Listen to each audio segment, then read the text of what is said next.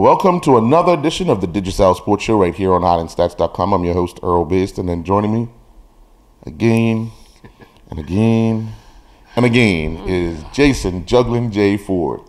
The champ. Yeah. Good day there. It's not over till it's over. We gotta find a whole big fat lady choir. Well, we've got 2 weeks to slim it on. But Jay, as we know, earlier this evening, the Kappa Classic got underway. It's going to be 4 days of exciting football for the youngsters, parents, and those involved. Hopefully, we've had some weather already.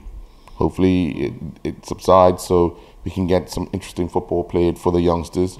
Also, we had Bermuda play Antigua last night in Antigua, going down 3-2. Delray Rollins was in action in Barbados, albeit a short time at the crease. But we have a lot of stuff to talk about, but we'll get most of it after this message from our sponsor.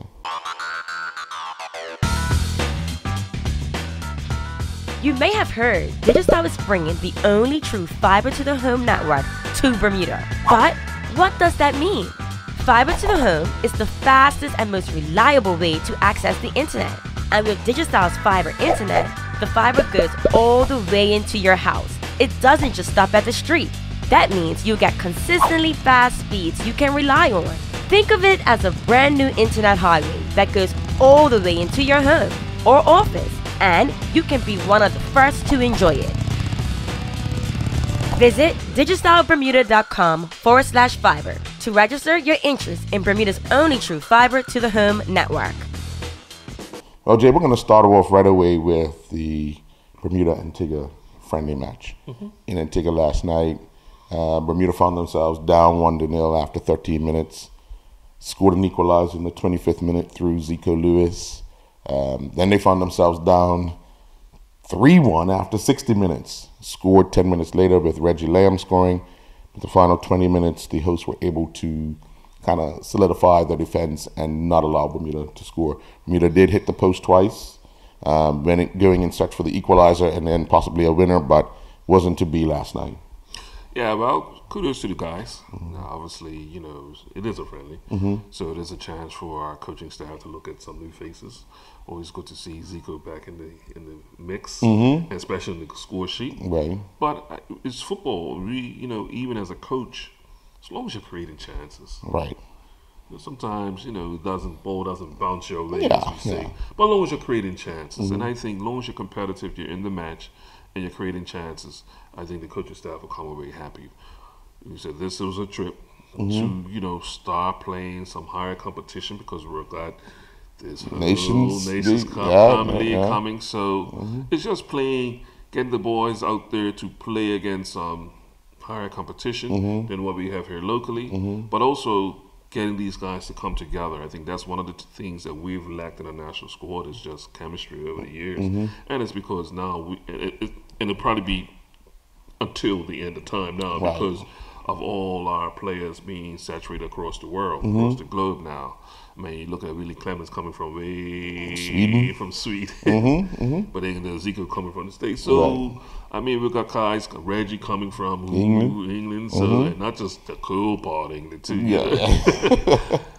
So you're going to have that. You're going to have that. But it's good. The more games these guys get under the belt together. And we talked about this, the relationships, not just off the field, but on the field. Where does Earl like the ball to? Right. Does he like it to his feet? Does he like it to his space? Does he like it on his left? Does he like, what is Earl's favorite move when he has his back against the goal? Yeah.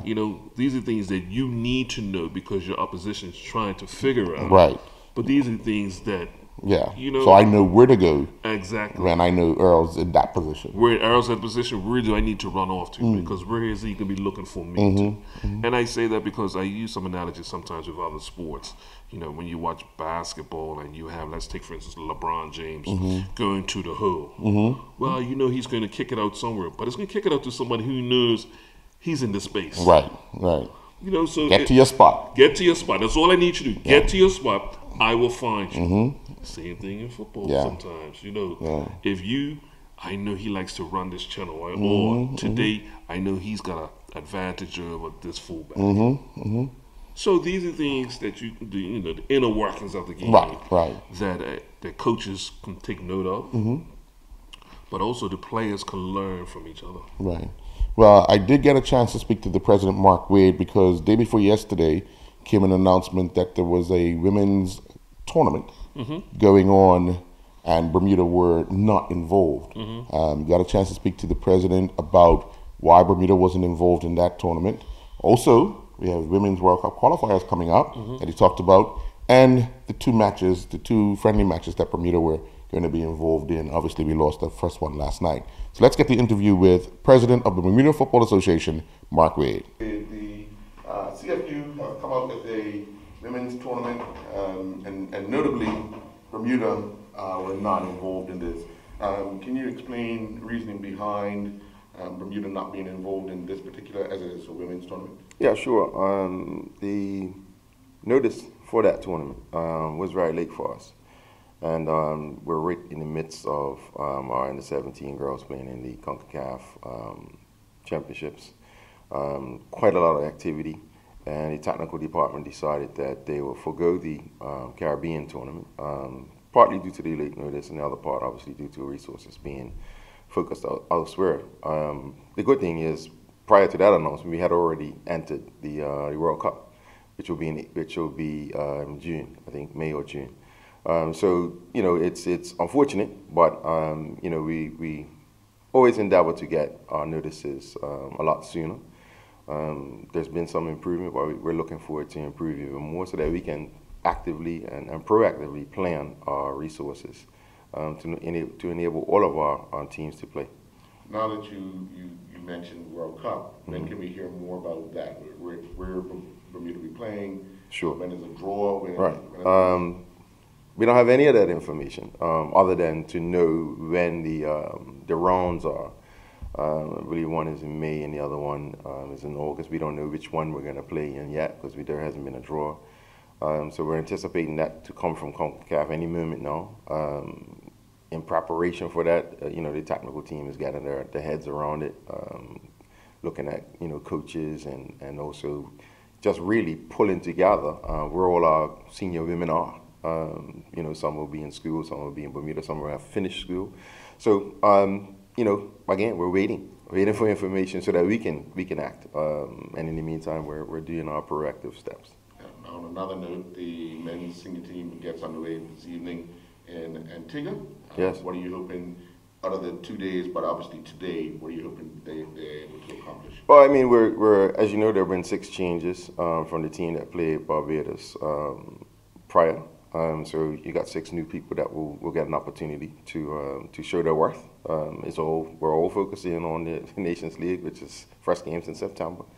So certainly we're looking for people to get opportunities, but also we're looking to get off on a good foot, and we're looking to build some momentum into the Nations League. So for me, we have to come out of both those games with 2 good results. Well, Jay, you heard Mark's explanation about why they are not involved in the pre-tournament for World Cup qualifiers, and clearly it's an indication of most of our under 20 or our senior girls are off island. They were back on island, I think, a week ago, and they all got together, but they're preparing for the World Cup qualifiers. But this doesn't sit well with me. Period. I just talked about how essential it is to have games under our belt, a national squad under our belt. Miscommunication, lack of communication, whatever word you want to use with this. Yeah, that would be CFU. Well, that's what I'm saying. That's my point I'm making. Right. You've been around long enough. There's no excuses for the lack of time for, get this information out. Obviously, some countries have a lot more resources than we do. And proximity. I'm not using that as a crutch, but I'm pretty sure with enough time, if we was notified a lot earlier. Yeah, I'm pretty sure they would have. The Bermuda Football Association are always looking to have matches played. Especially with these under 20s and the under 17s. Right. Some girls can probably even, can play both. Well, so yeah. Once again, more matches is good for us. Right. So that's why for me it doesn't feel right. It does, I understand. I understand. I take it, but that doesn't mean that I have to like it either. No, we don't like everything, Right. and we're never gonna like Right. everything. No. There's gonna be decisions made that we don't understand. But that was the reason behind me asking the question. Yeah. I didn't understand. I'm looking at the competition that's played, and I'm saying, well, why wasn't Bermuda even involved in it? And the explanation was given. That a lot of emphasis right now is put on the under 17. A short period notice was not in the best interest of the Bermuda Football Association and the players themselves, because they recently just started training. Most of them are off island. So, we have to, we're not in the room. Yeah, and then, you know what? You just said that. I mean, we're going to start talking about getting some of our people in the room. Yeah, well. Yeah, and that's sometimes, the game's not always played on the field.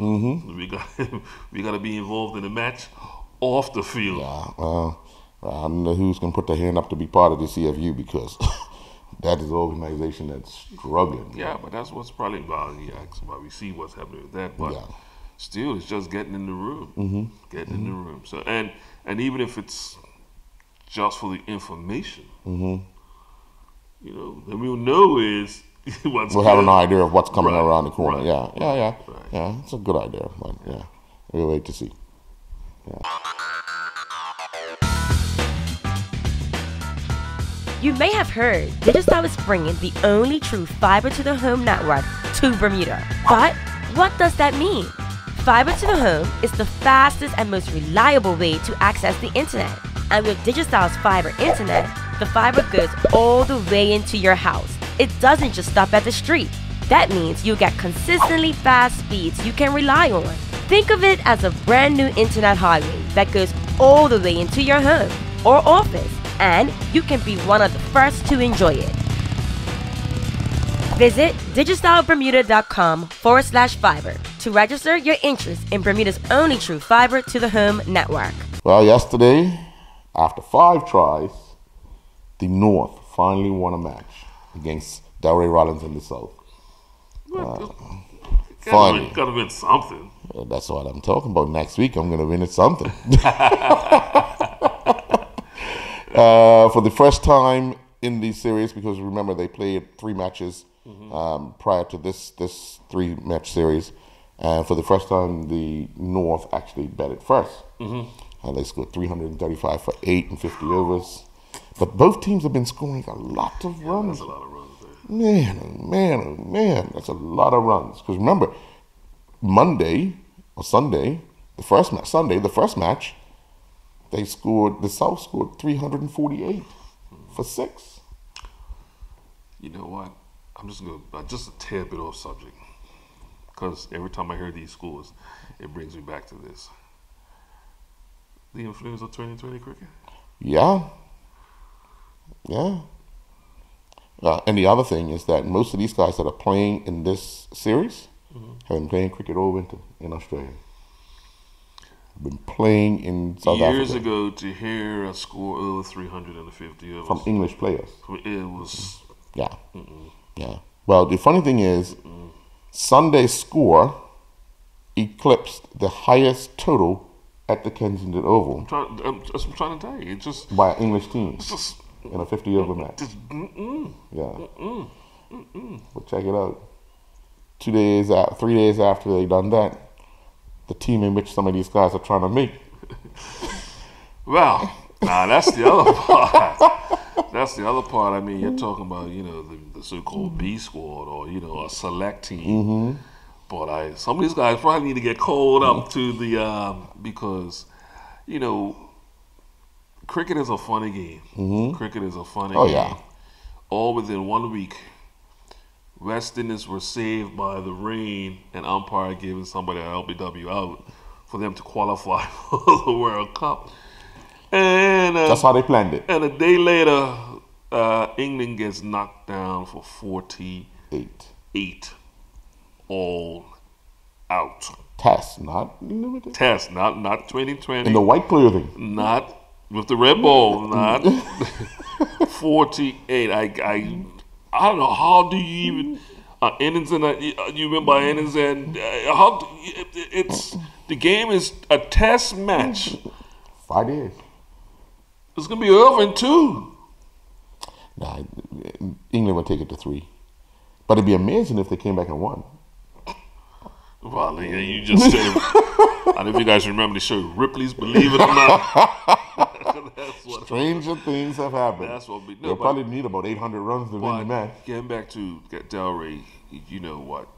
The experience that he's getting. Without a doubt. And of all these type of scenarios we just talked about, sometimes teams get knocked down for a low score, but then sometimes teams are knocking up. And how do you approach it? And, you know, they came up short, but still, it's how do you approach it? And in this chase, he wasn't too successful. You know, I mean, but actually, his wicket and the Centurion for the second game in a row, Nick Gubbins, they went in a space of 3 balls, and it changed the whole complex of the game. Now the Southall on the back foot, because when Gubbins was in, when he got out, they still felt there was a chance, because here comes Delray fresh off of a 53, off of 41 deliveries. Okay, if he gets us good, he puts us in a position. 2 balls later, he's back in the pavilion. So the whole look of the game kind of changed, but it actually makes tomorrow's game, all that more important. I think they planned it that way anyway. Well, sometimes you want to add a little bit of excitement in it, and you know, in Barbados you have a huge cricket following. Yes. You know, so now you have a lot of people from Barbados coming out. Delray's mom and dad's there, and then the Bermuda team were expected to get into Barbados today, because they have a match later in the week. So who knows? They might even make their way to the Kensington Oval to get a glimpse of Delray playing. I'm pretty sure those guys will, and just to see once again, when you see somebody playing on a professional level, I mean, Earl, we've seen just the training habits. Yes. And we could talk more about training habits in another story coming up. Yeah. Well, let's get the report from the North-South match yesterday with Delray Rollins. North finally claimed their first victory over Delray Rollins and his South teammates in the North-South series at the 5th attempt to take this year's series into a decider, which will be played on Friday. The North batted first and scored 335 for 8 in their 50 overs, with Rollins bowling 3 overs, none for 15. He would hold on to 2 catches. In reply, the South were bowled out for 289, going down by 46 runs. Rollins went without scoring. Yesterday, Jay, President of Bermuda Football Association Mark Wade and Cal Blankendow from the Bermuda Brazilian Football School and Bermuda Management Sports Organization announced a youth identification showcase, which will see youngsters from the ages of under 7 through to under 17, or under 9 to the under 17. They've asked clubs to send their top 4 players in each age group. And they're going to go and attend the ID camp. At this ID camp, you'll see coaches who are at the high school or prep school.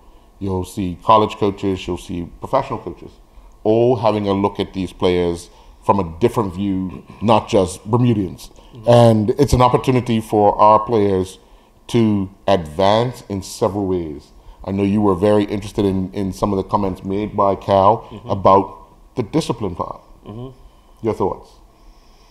Well, obviously, after watching this, standards, and we have been lacking on a local level when it comes to standards. He made it quite clear.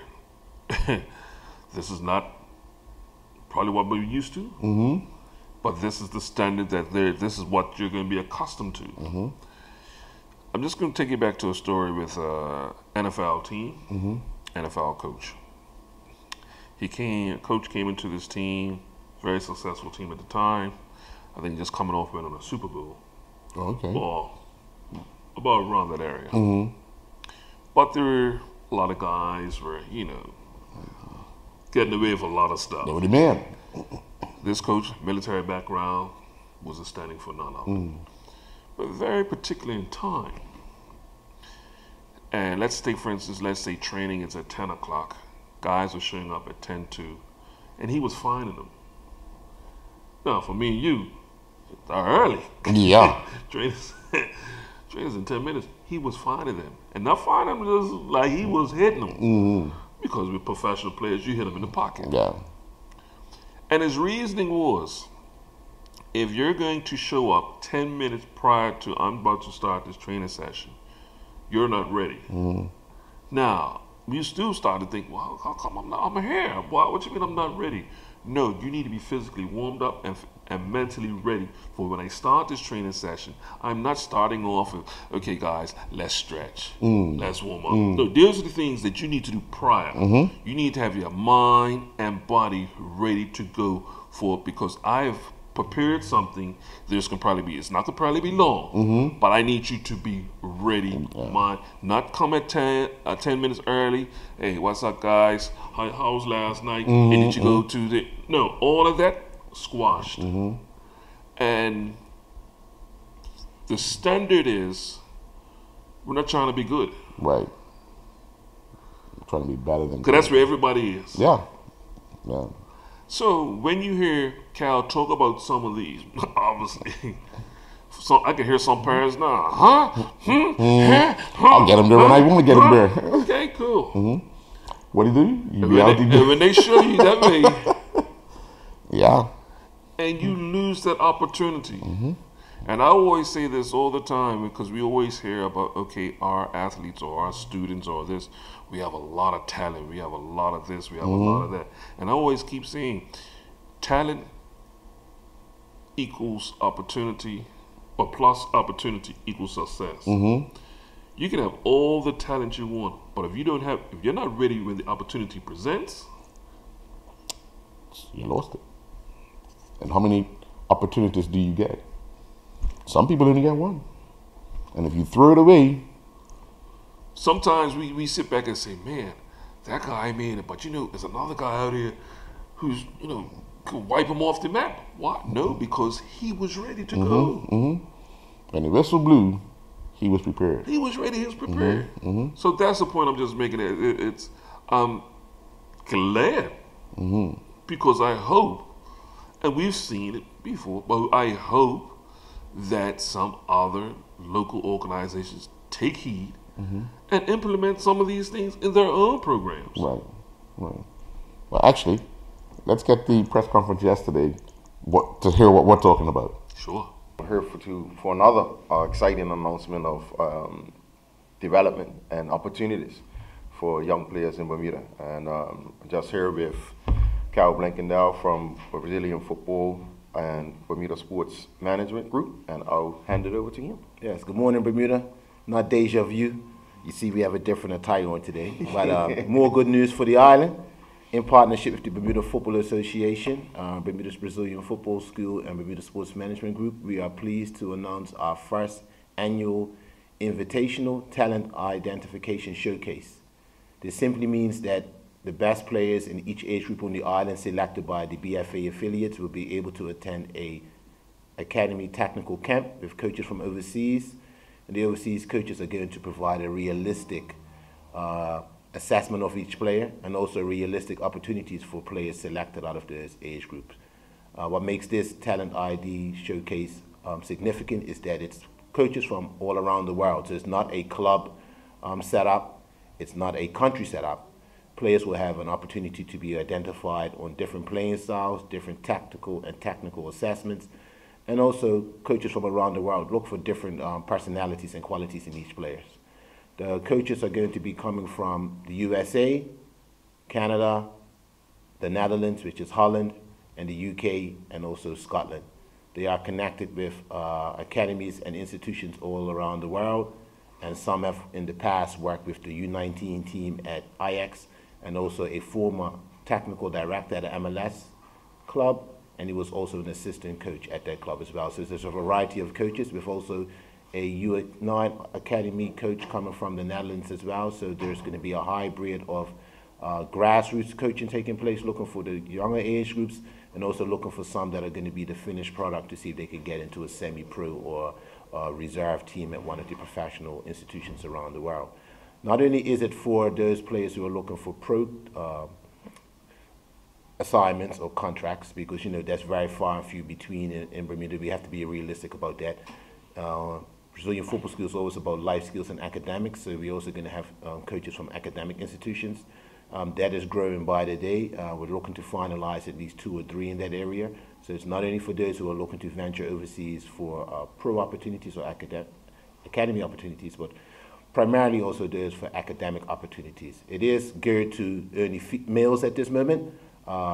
Females would have to be a separate camp just because the number of coaches we will require, and to be realistic for them as well, more on the academic side than a academy structure.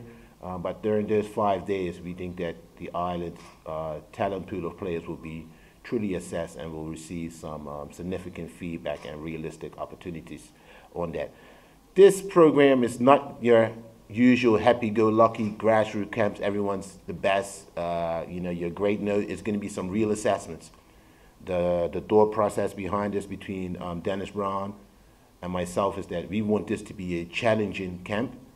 We want the best 4 players from each club, because they are going to be divided into 2 separate groups. There will be an advanced group for those players who may be deemed to be ready to be seen for pro opportunities or high-level opportunities, and then there's going to be the intermediate group. The intermediate group is really significant because in Bermuda we always focus on the best or the best 2. We want to increase that pool of players, so those players that are not deemed to be 100% ready at this moment, can we carry them along and bring them along to the level of the advanced, so we have a wider pool of players, just as we're going to need for the CONCACAF League of Nations. And during the next 4 or 5 years, as they develop, they can then grow into the youth academies here at the National BFA, and also they can then receive the same opportunities those that are placed in the A group will receive over a period of time. So we're stretching out the net. We want to catch a few more fish than the actual one, large tuna. We want to get a large pool of players out there that can have the opportunities to go back and talk to their friends, but also be a little bit more inclusive about the information, the opportunities, and looking at a wider pool of talent on the island. And I'll hand it back over to our president. Yeah, is there any questions for anyone? Yeah, would this be a replacement of sorts for what we used to see years ago when coaches used to come down during the Bermuda School Sports Federation's All-Star Games to check talent, but now you've taken it and you've introduced another component to it? Yeah, I would not call it a replacement, I would call it an addition. During the All-Star Games, those sets of coaches or that network is still established. What we are doing, similar to assisting the association with additional matches for the men's senior program, we are just an additional outlet so that the player that may not be selected for the All-Star, or this group of coaches may not deem him or her to be suitable, they have another opportunity. February, January may not be your time, and you're growing in the league at the end of the season, may be a better opportunity for you to showcase your skill sets for the first time or again. So the more opportunities we have on the island, the more opportunities for the player. Just having a coach or a group of coaches come down once, it's fantastic, but it's not really a service to all the players, because everyone peaks up and down throughout the year. If you see Pogba now, would you buy him for 89 million? But if you saw him at the end of his Juventus career, that's the reason why Manchester United or a lot of clubs are looking at him. So especially youth players need the opportunity to be seen frequently, because they will have ups and downs. And if you look at them once, it's not a true reflection of their talent. And I was thinking it's a program that you guys have, because it starts under 9 through the under 17 divisions. What will be your message to the clubs on who to send? Because it says best 4 players, but not necessarily. You're looking for a well-rounded talent, aren't you? Well, I mean, for the clubs, it's a real opportunity. So real opportunities, you should be sending your best players, which is what the request is for. We're just happy to have more and more opportunities for development for our players and opportunities for off-island experiences. This is just adds to the pool of opportunities that we have, and we're excited to have another group who are willing to put some resources and some expertise behind providing opportunities for our players. If I can add to that, that's a great question, Earl, because we want the best 4, but we do have some criteria. So for number 1, the player has to be willing to follow and take instructions. So if you have a player at your club that's the best, but they're not able to listen, this is not the outlet for them at this point in time. They have to have some self-discipline. They have to be willing to be athletic. So when there's times to run with or without the ball, they have to be willing to do that at their maximum potential. Time management is the key. Time management is the key. We will not accept that the training session starts at 5:30 and you will arrive at 5:45. Most likely you'll be sharing the door and your opportunity will be gone. Okay? Because it's not us putting it on, it's overseas, and if you go to an overseas trial, there's no such thing as being late. You have missed your chance. And then last but not least, any of the players that are selected and come, they will have to come with their report card. Whether you are coming for the pro opportunity or there's potential of an academic opportunity, without some intellect and brains, you're not going to make it far. You're not going to make it off the island. And you shouldn't be making it off the island because you need to be independent to read and negotiate your own contracts and find your way around the world and be able to, have some basic dialogue.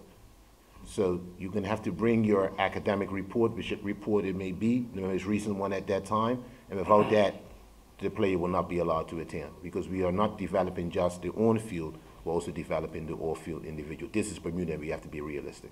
How long has this been in the works for you guys? For Brazilian Football School, as you know, we've had the HSBC College Showcase 6-7 years ago. Sometimes it's difficult to keep it ongoing, so it's always been in the works. But through Mr. Brett Merson from the Oakville Blue Devils and a few networks that we have within Brazilian Football School, say for the last 3 years, we've been trying to put it on, but it wasn't the time. And just now, everything's falling into place as we celebrate 10 years of our existence.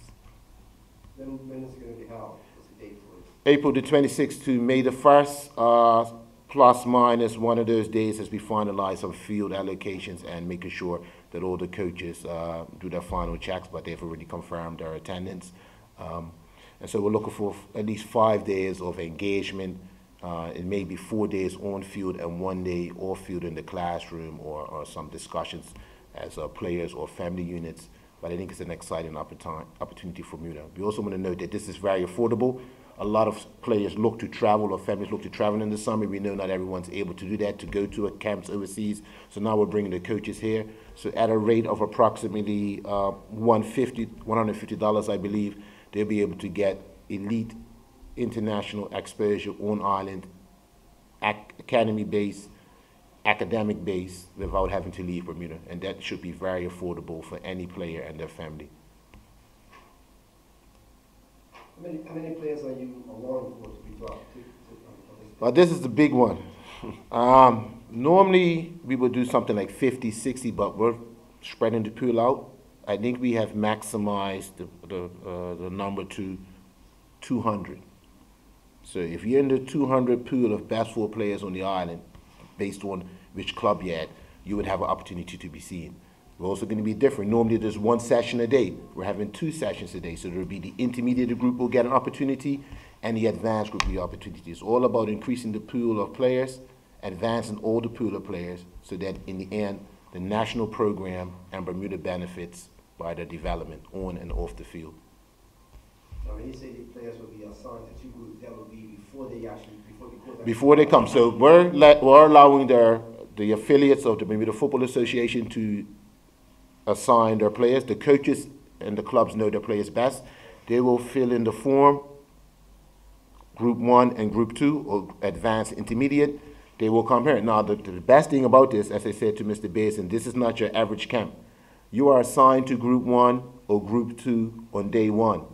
As soon as you touch the pitch, that coach or those coaches at any time will be able to assign you to Group 2 or to transfer you to Group 1. You are only earning your spot every time you come out each day. So your discipline, your personality, your time management, your technical and tactical skills are being assessed at every time. So in Bermuda, normally you are placed in that group for the entire season. During the 5 days, we may see a few happy faces and a few sad faces, but that's what we need. We need to actually create those diamonds, and we need to put more pressure on our on-island players. The off-island players, they have that. They're in an environment in an academy or academic institution where only the best get to play. You have to get the grades to be on the field. But in Bermuda, because our environment is what it is, and we do a great job at it, we don't really have a pressure and intense situation on a regular basis. So we're going to make it real intense that week. And the parents and the players have to know that the coaches decide which group you're going to be in after you have been assigned by your club. And that's how it's going to be. Cal Blankendal or Dennis Brown will not be able to keep you in your group or move you up. It's all about what the overseas coaches see. So that makes me excited. And each player will receive a report card at the end where they will keep a copy, we will keep a copy. So we will transfer that also to the National Association. So anytime another group comes in and wants to see what's happened with a player or how they've been assessed, the association would have a copy, we would have a copy, the player would have a copy, and that's their little passport to the world. So just reconfirming, if a player is assigned to Group 1 or the advanced group, that's based on both his academic and his talent as a player? No, Group 1 is going to be based on their talent first. The report card will give us and the international coaches a snapshot of how they're doing in school. So we're not going to judge them on their academics in that short period of time because, their school record is the school record. We can't change it. Now, once they've been assigned to a group in the post-camp, if an institution is interested in them, then they will work with them or encourage them to improve their academics, because that's not really the criteria of the overseas coming coaches. Unless an academic institution wants Mr. Wade, they will work with him and his family to say, you're not really at the moment, but by next year, we're going to guide you to these class sessions, etc., or talk to your school.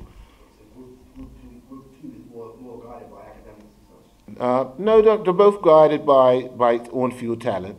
The difference would be the coaches are assessing them at their own merit for the entire week, but the academic snapshot would also give more feedback to a coach, sometimes learning styles as well. I've talked to Mr. Wade, he doesn't grasp what I'm saying. They can look at their report card, comprehension is maybe not the strong point. How can I now engage him with an on-field practical session, and I may have to tug him by his shirt to pull him into the space. So it's not abstract, but it's visual. I don't want to sound too technical here.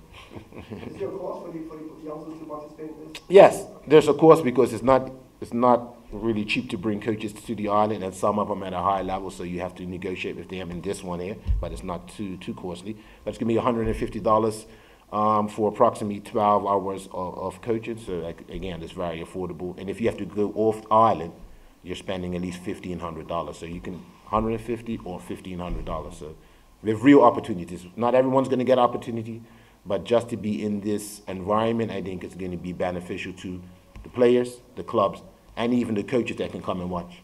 And with the contact that these coaches, overseas coaches, have possibility of yes. maybe a trial? So I said there's a former U19 coach at Ajax, former MLS technical director and coach. He was at Toronto FC. We have academic institutions involved as well. We have a scouting agency, and I'll let those individuals come in because they're very careful sometimes to release the names, but they scout for the UK and in Scotland, and they play it professionally as well. So there are, and we have, also there's goalkeeping section, and I will release that. Mr. John Maria, who is the head of goalkeeping for the BFA national teams, who's actually away with the team at this moment as we speak. He has a goalkeeping academy in Canada. We've brought him down here before many years ago. He also has many links in North America and primarily in Portugal, and he takes players overseas every year to either Portugal and his academy. He will then provide the goalkeeping assessments and training, and he has a direct link with the association at this moment. And again, the network we are providing is realistic. There will be training opportunities, there will be academic opportunities, and if you're good enough, there could be pro, but I'm not the one to say that you're good enough. That's why we have the coaches coming in.